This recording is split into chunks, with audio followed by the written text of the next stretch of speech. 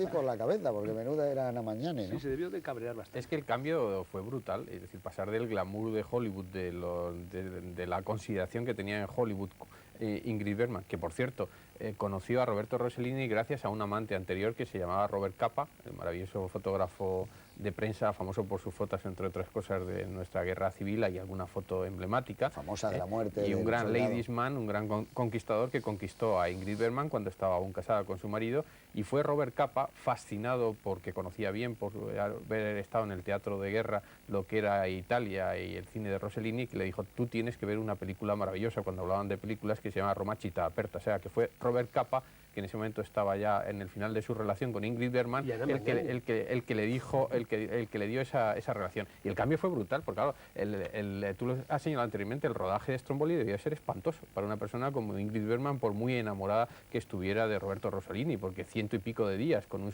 unas condiciones de salubridad y de higiene pues mínimas concretamente, teniendo que esperar el famoso barco que llegara, por no hablar de la terrible secuencia final, que el rodaje debió ser realmente terrible, había que llevar los proyectores, exasperante desde el punto de vista físico, pues para absolutamente quedarse al final de las fuerzas físicas, ¿no? Porque todo eso, esa interacción entre vida privada, como decís, y circunstancias, yo creo que Rossellini, sobre todo en esa época, lo aprovechaba muy bien.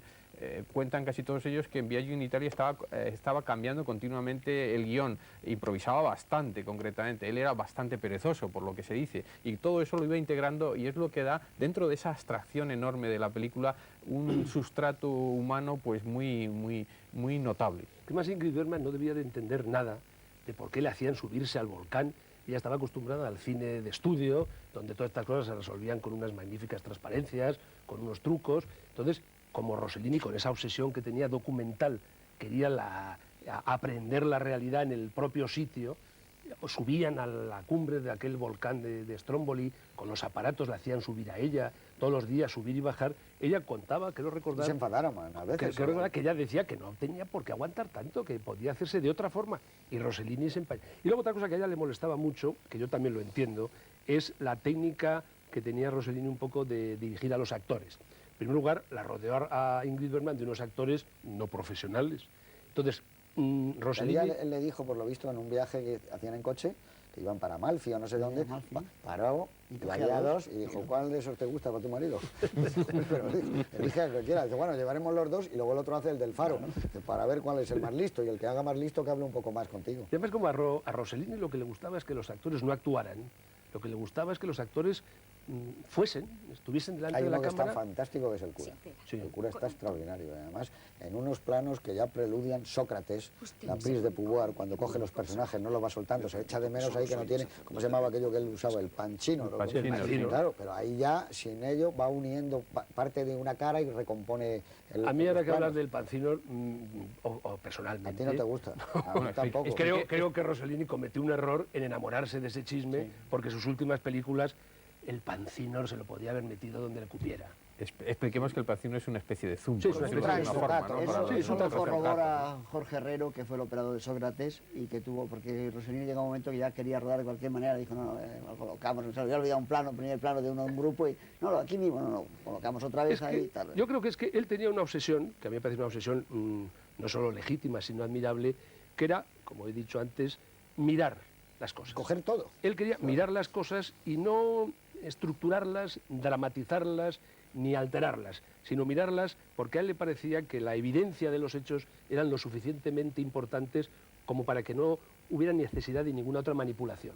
Pero claro, cuando descubrió el zoom, el pancinor, y entonces descubrió que podía poner la cámara y aparte de abarcar y aprender todo, también de vez en cuando acercarse y alejarse, corregir, para ver una carita, a ver tal, y entonces cuando ya lo estropeó, porque a mí me parece que era mucho mejor cómo está Stromboli, cómo está Viaggio in Italia, cómo son el Europa 51, que en cambio las últimas películas esas ya de la etapa que podíamos denominar, que no hemos hablado porque tampoco hay motivo, didáctica, porque digamos que en Rossellini a lo largo de su carrera... Antes, por ejemplo, el zoom está muy bien utilizado en el comienzo de la película de Stendhal, de Vanina Manini. Sí, pero ahí estaba perfectamente. Pero donde realmente una magnífica película. Donde él abusa hasta la extenuación, sobre todo las películas que hizo para televisión. Pero el recorrido, ¿cuál sería, por ejemplo, vuestra explicación? El recorrido. Rossellini empieza como con el alfabeto. empieza a contar y como la H con la A, la B, había. Después no le sirve y empieza a preocuparse de eso que está tan de moda ahora otra vez, que es la ética. Después deja lo de la ética y se va como a filmar ya continentes, no le vale con países, o sea que ya hace la India y quiere meter todo. Después se va a la historia, recupera Hechos de Apóstoles, se va a la filosofía, va a Sócrates, es decir, que le va sirviendo cada vez menos, él va ampliando su punto de vista hasta el momento que yo creo que él deja de ser un cineasta, él deja de ser para dar unas clases distintas de geografía, de historia, de la evolución del mundo, o sea, se hace un cineasta como gigantesco. Cuando tú estás viendo Viaggio en Italia, que es otra obra clave con Stromboli, Europa 51. Cuando él ve a aquellos dos amantes calcinados, que es la eternidad, a partir de ahí ya empieza, es la arqueología. Pero yo creo, perdóname, que la evolución final de Rossellini no fue tanto personal como provocada. Yo estoy convencido que Rossellini... Pero Sócrates es una maravilla. Pero yo creo que Rossellini... Te quedas boquiabierto oyendo a este hombre... En la prise de Pouvoir... Le falló la industria. Le falló la industria. O sea, eso me lo dijo a mí en El Cairo. Porque yo le dije, porque hace un documental, aterrizado aquí, tengo un equipo mínimo, que está bien, muy buena gente, y tengo que tomar un barco en el que tengo que regresar a España desde el canal de Suez. Y entonces tengo como 8 o 10 días para recorrer Egipto y para ir al Sinaí, ir a unos pozos de petróleo y luego volver a tomar el barco. Y digo, y además hice un guión en España que no me sirve para nada, claro, porque lo que yo no conocía esto no me sirve para nada. Y entonces me dijo, dice, y me explicó, dice, yo había venido para una cosa invitado por los egipcios y dijo, he venido a dar unas clases, pero realmente yo echo de menos, dice, a mí me gusta mucho el cine didáctico y todo eso, pero realmente a mí la industria me echó. Dice, y me separé, eso lo cuenta en alguna parte, me separé de Ingrid Bergman porque era imposible ya continuar. Era imposible continuar porque nos queríamos mucho, pero teníamos 3 hijos. Ella podía volver a eso, pero yo no me sentía como para ser el hombre cuya mujer traía el dinero a casa. Y queriéndonos mucho, decidimos que lo mejor era separarnos. Y por eso me fui a la India, que era lo más lejos posible de ella. Eso me lo explicó así. Ahora, de todas maneras, tú ves la película suya sobre la India y están todos los documentales que se han hecho desde entonces hasta ahora, programas de televisión, incluyendo la BBC, es Rossellini, es el punto de vista. Aquel tipo bañándose en la presa de Irakud, que ha sido un trabajador que ha ayudado a hacer esa presa y que se da un baño al atardecer con el sol cayendo, dice, bueno, es que de repente... Ese es el estilo, ese es el estilo. Rossellini era una cosa portentosa. Ese aspecto documental está en Stromboli, porque todo, que en su momento se le reprochó toda la secuencia de documental acerca de la pesca del atún, con esos planos muy buñuelianos de enorme crueldad sobre los animales, que hay un precedente anterior, que es cuando aparece con un hurón el marido, que es uno de los puntos de fractura ya definitivo del personaje de Karin, y le echa el conejo que ella tiene cerca de la casa, los pocos detalles humanos que hay en esa casa mineralizada, fosilizada. Bueno, pues todo ese documental es un documental muy personal, muy del estilo, pero en relación con lo que decías anteriormente, yo creo que es que Rossellini empieza filmando la historia como testigo,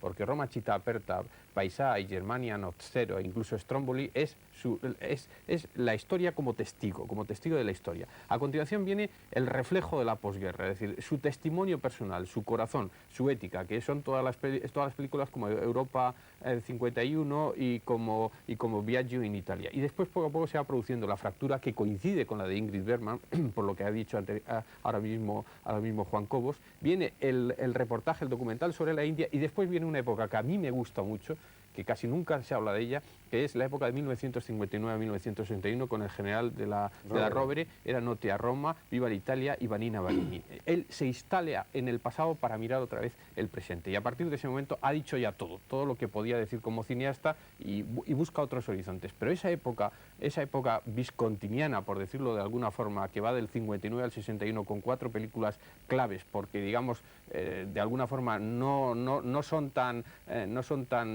personales, entre comillas, porque pienso que son muy personales. Ahí hubo algún momento en el corazón de Rossellini para decir, esto puedo hacerlo de otra manera, y yo creo que a partir de ese momento ya él se encerró con respecto a una visión y pasó al cineasta didáctico, al que debe de enseñar con otra visión la historia, porque por ejemplo la Prise de Pouvoir para Louis XIV es una visión de la historia radicalmente diferente de Viva l'Italia.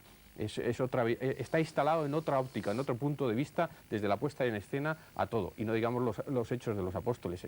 Progresivamente se va deslizando, como decía Antonio Jiménez Rico, a una forma de rodar más cómoda, entre comillas también concretamente, ¿no? E intentando mostrar las cosas. Ella, alguien que habla desde un pupitre, mientras que antes ha estado en mitad de la Melé y después un poco au-dessus de la Melé, por encima del jaleo Yo insisto histórico. en que me da la sensación que el abandono del cine de él fue un abandono del cine a él. Sí, sí, eso, Es decir, eso, sí. él llegó un momento que era un personaje incómodo, era un hombre que despreciaba, en cierto modo, las normas del espectáculo, que sus películas no eran rentables de audiencia, como se dice ahora, y entonces realmente a la industria del cine Rossellini les parecía un bicho raro y un hombre absolutamente poco maleable.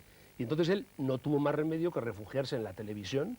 Concretamente esta casa le produjo y le financió algunas de sus obras más notables de esta